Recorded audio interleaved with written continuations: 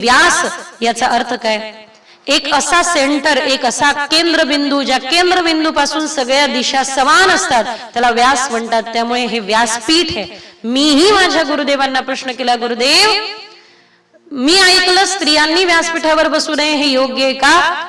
खरंय का? गुरुदेवांनी फार उत्तर सुंदर दिलं. गुरुदेव म्हटले, स्वतःला स्त्री समजत असाल तर अधिकार नाही, पण स्वतःला जर का ईश्वराचे भक्त समजत असाल आणि शुद्धीने कथा सेवा करणार असाल तर करायला हरकत नाही.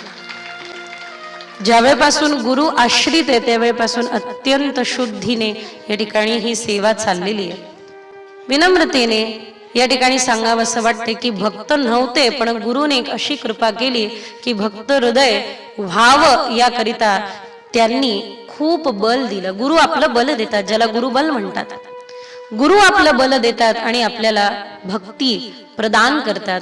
माऊलींचा प्रसाद आहे, त्याला हृदयात जपून ठेव आणि वाढवत राहा. अशा पद्धतीचा आशीर्वाद विद्वत जनांनी दिल्यानंतर या ठिकाणी मी एका निर्णयाला जाऊन पोहोचली आहे की अधिकार या जीवाला असो अथवा नसो, पण भगवंताची कृपा रेड्यामुखी वेद बोले असं आहे.